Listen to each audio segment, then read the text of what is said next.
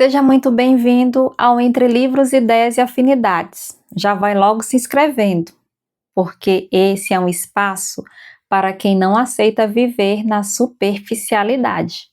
Aqui, nós não lemos livros apenas para acumular informação. Nós lemos para compreender a alma humana, organizar o pensamento e transformar a vida. Eu sou Elizabeth Martins, pedagoga e terapeuta, e pergunto: por que, mesmo com tanto acesso ao conhecimento, as pessoas estão cada vez mais confusas, mais ansiosas e sem direção? A resposta está naquilo que deixamos de fazer, ou seja, deixamos de pensar com profundidade. Aqui nós voltamos às grandes obras, aos grandes autores, às ideias que estruturam a inteligência humana. Porque sem isso, não existe formação verdadeira. Se você busca clareza, maturidade intelectual e crescimento real, este canal é para você. O resumo de hoje é Aristóteles para Todos, de Mortimer Adler. Lembrando que esse livro é para iniciantes da filosofia. O autor comenta no livro que todos que desejam aprender e pensar filosoficamente devem começar lendo Aristóteles por esse livro. Porque Adler acredita que outras traduções usam termos e palavras incomuns, palavras que não usamos em nossa linguagem. Aqui ele fez diversas simplificações para atingir todos os grupos de leitores. E eu fui atingida por essa simplicidade de Mortimer Adler. Essa explicação ele dá ao final do livro, no epílogo. Agora vamos elevar o nível do conteúdo? Vamos por capítulo. O primeiro capítulo é o homem como animal filosófico, a raiz da humanidade. Aristóteles não define um homem pelo corpo, nem pelo comportamento, mas pela sua estrutura intelectual. O homem é o único ser que não apenas vive, mas questiona a própria existência. A essência humana está na capacidade de perguntar. O que algo é? A essência. Por que algo existe? A causa. Para que algo existe? A finalidade. Isso não é detalhe, isso é o que separa o ser humano de alguém que apenas reage ao mundo. Nem todo ser humano vive plenamente essa dimensão. Adler mostra que existem graus de humanidade. Aqui, segundo Aristóteles, alguns vivem no automático e outros vivem filosoficamente.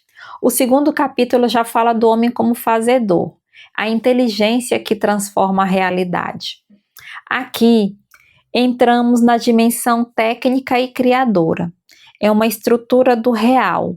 Tudo que existe possui matéria, que é aquilo que pode ser moldado, na verdade. Forma, aquilo que organiza e dá identidade, e a realidade não é estática. Ela é um processo contínuo, mas esse é um processo contínuo de potência, que é a sua possibilidade. O ato é a realização, e mais do que uma lista, isso é um modelo completo de compreensão da realidade. O material é a base física, formal é a sua estrutura inteligível, eficiente é a origem do movimento e final é o propósito. Aqui vai um insight. A modernidade entende o como, mas perdeu completamente o para quê das coisas. O terceiro capítulo fala do homem como ator, a crise moral do mundo moderno. Aqui, Aristóteles trata daquilo que hoje está em colapso, a ética. O homem não é apenas um executor, ele é um ser que escolhe. E toda escolha do homem carrega intenção, responsabilidade, consequência. Virtude não é sentimento, é hábito racional, construído pela repetição e orientado pela razão, equilibrado entre os extremos. Acaba que nós não ensinamos habilidades, mas não formamos caráter. Aristóteles afirma que viver em sociedade não é opção, é natureza. Para Aristóteles, o Estado deve promover condições para o bem, mas não substitui a responsabilidade individual. Uma outra questão é que nenhuma estrutura social compensa um indivíduo mal formado. O quarto capítulo fala do homem como conhecedor, a busca pela verdade. Aqui chegamos ao ápice da existência humana.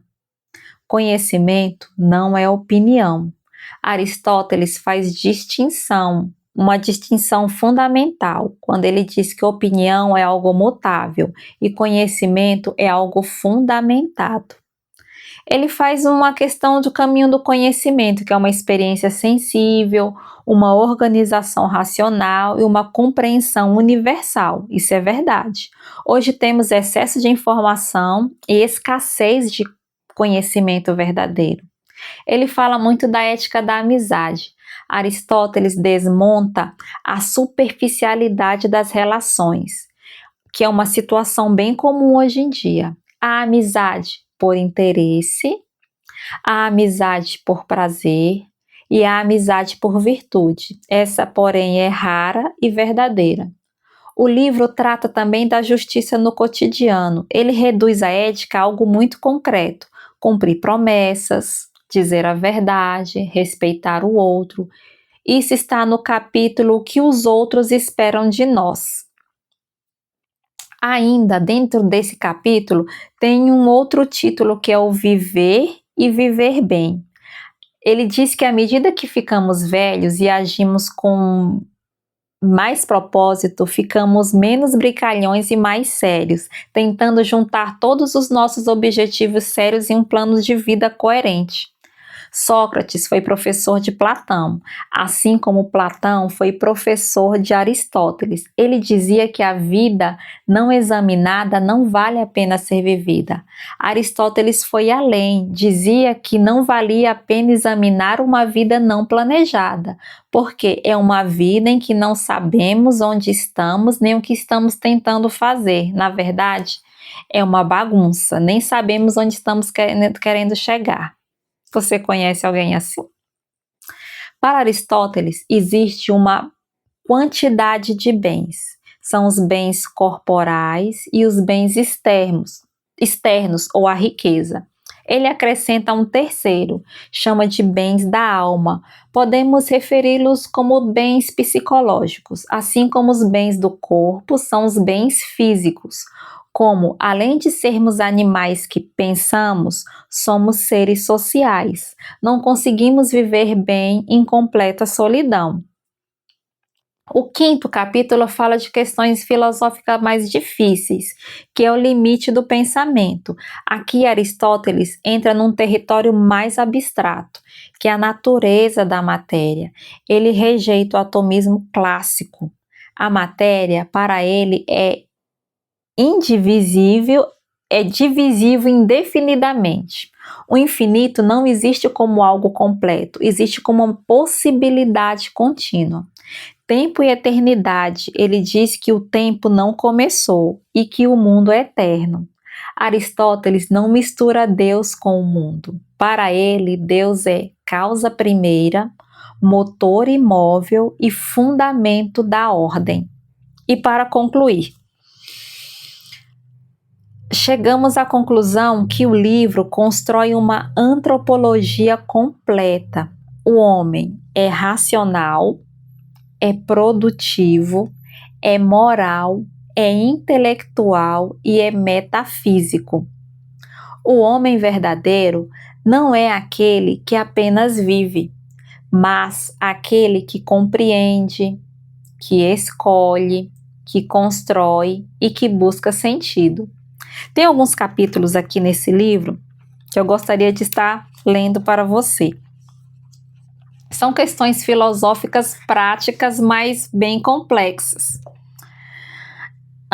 Ele coloca o seguinte: o que poderia fazer com que um plano de vida fosse certo e todos os outros errados? Aqui Aristóteles lança a pergunta. Aristóteles julga que só pode haver uma resposta a essa questão.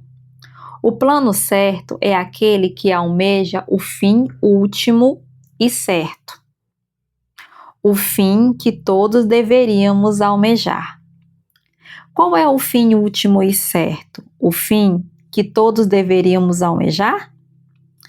É possível perceber rapidamente que, se há um fim último correto, devemos almejá-lo. Assim como vemos que é impossível pensar que a parte de um todo é maior do que o todo que faz parte.